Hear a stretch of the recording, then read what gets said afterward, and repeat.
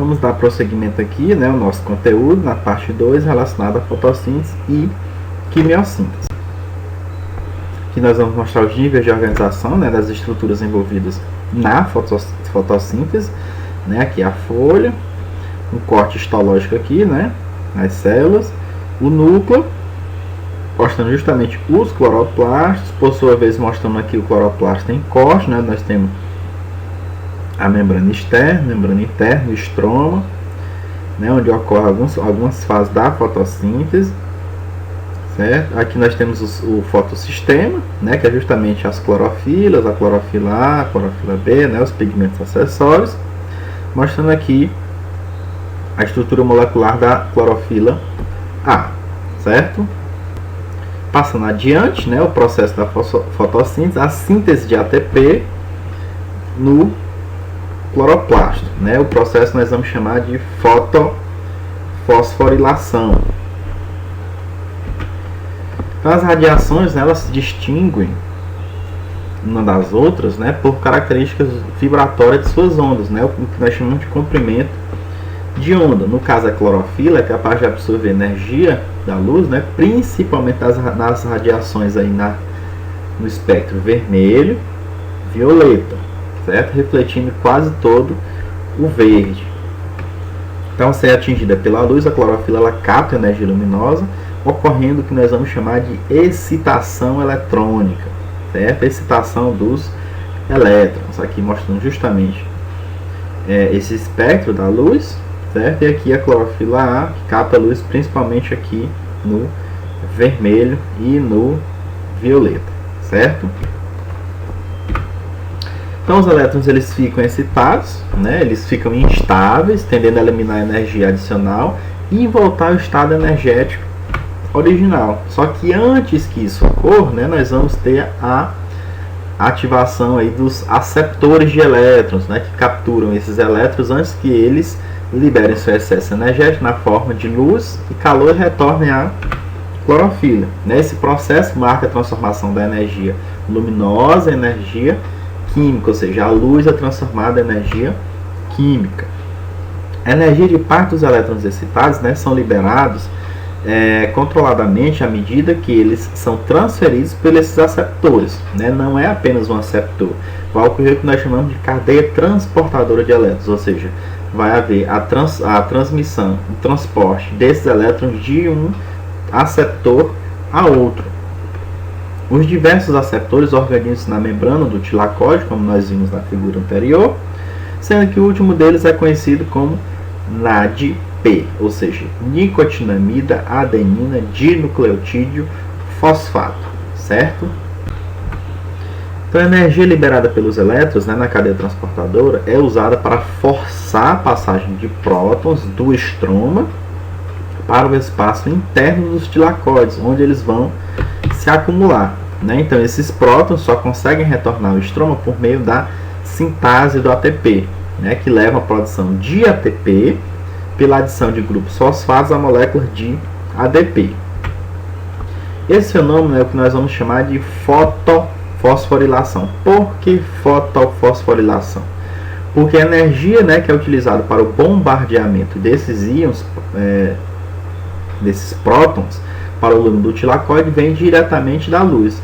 Fosforilação porque é a adição de fósforo, certo? Que é catalisado aí, que é iniciado pela questão da captação de luz do Sol. Aqui nós temos justamente essa fotofosforilação, né? Aqui nós temos o complexo de proteína da cadeia transportadora de elétrons, ó, certo? Está aqui o complexo antena, a energia luminosa sendo capturada aqui, ó, pelo complexo antena, e o último aceptor aqui é o NADP, certo? Nós vamos ver agora algumas etapas do processo de fotossíntese, né? Começar pela fotólise da água, certo? Então a clorofila, né, ela recupera os elétrons perdidos com a excitação luminosa a partir de moléculas de água degradadas, ou seja, há uma quebra da molécula de água que nós vamos chamar de fotólise da água ou reação de Rio, né? Quando essa quebra, essa fragmentação da molécula de água, a liberação de energia, e a clorofila recupera os elétrons perdidos. Da molécula de água, né, decompõe-se em 2 elétrons, 2 prótons, um átomo de oxigênio, que 2 a 2 formam o gás oxigênio. Então percebam agora de onde é que vem as moléculas de oxigênio que formam o gás oxigênio, que é um produto da fotossíntese, né? Ela vem da água. Então está aqui o processo de fotólise. 2 moléculas de água, luz, que é quem inicia, né? A energia vem da luz, né? Para essa quebra da água, a formação de 2 moléculas de gás, aliás, de uma molécula de gás oxigênio, liberação de 4 prótons mais 4 elétrons.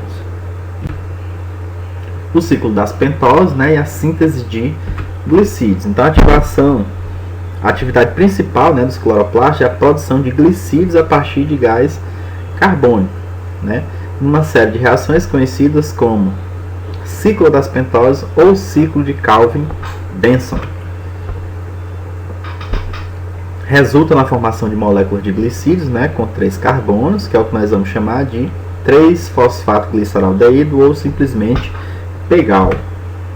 As moléculas de gás carbônico, né, elas reagem com os prótons que foram liberados lá na fotólise e com os elétrons liberados com a excitação da clorofila, produzindo o que nós acabamos de falar aí, que é o PEGAL, o 3-fosfato-gliceraldeído.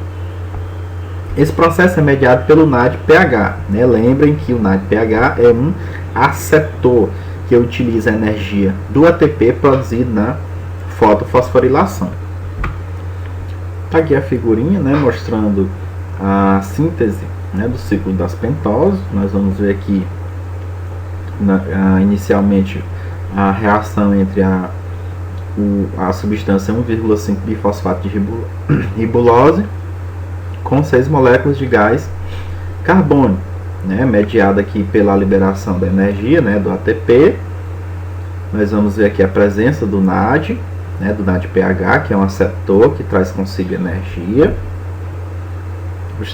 Posteriormente aqui a formação de 2 moléculas de PEGAL, né, e posteriormente nós vamos ver a liberação novamente do ATP, certo? A quebra de uma molécula de ATP, liberando um grupamento fosfato, um grupo fosfato, certo? E aí nós vemos a fixação do carbono, certo? Que é justamente nessa substânciazinha aí que vocês estão vendo, 1,5 bifosfato de ribulose, certo? O que é essa fixação? Nada mais é do que o fato do gás carbônico lá, que está no seu estado atmosférico, ser fixado, ser transformado, ser incorporado a uma outra substância, certo?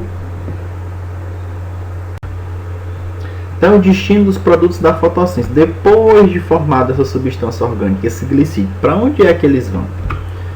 Então, a maior parte do PEGAL, né, sai do cloroplasto e transforma-se em sacarose no citossol. Então, percebam que não é a glicose que é formada, e sim a sacarose.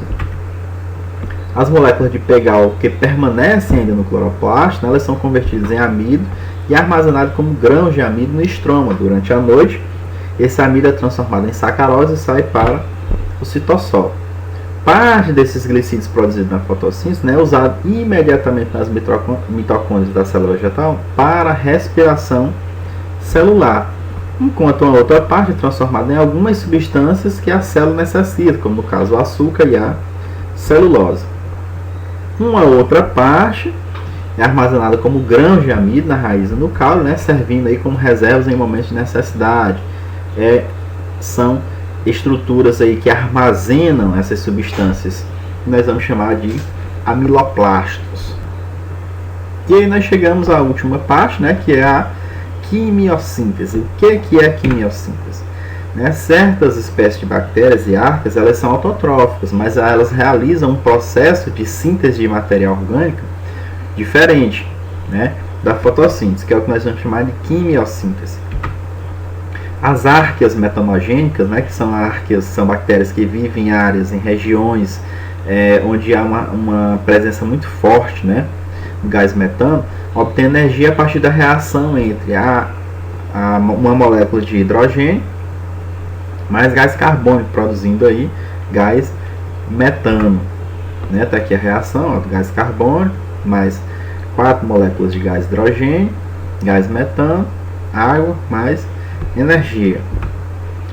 No solo, né, vivem 2 gêneros de bactérias bem interessantes, bem importantes, né, bactérias fotossintetizantes, né, que pertencem ao gênero Nitrosomonas e Nitrobacter, que participam da reciclagem do nitrogênio. No caso das nitrosomonas, né, elas obtêm energia por meio da oxidação de íon amônio, né, transformando em nitrito. Está aqui a reação, né, tá aqui o amônio, no caso aqui as nitrosomonas, e resulta no nitrito. Já as nitrobactérias, né, elas utilizam o íon nitrito, oxidando o anitrato. Tá aqui a reação, né, o nitrito que é oxidado a nitrato, certo? As bactérias quimiosintetizantes, né, elas conseguem viver em ambientes desprovidos de luz e matéria orgânica. Né? E de onde é que vem a energia para elas realizarem essa síntese? Né? Elas realizam essa síntese a partir de oxidações inorgânicas, né? Diferentemente das plantas que se utilizam da luz do sol para realizar a síntese de substâncias orgânicas.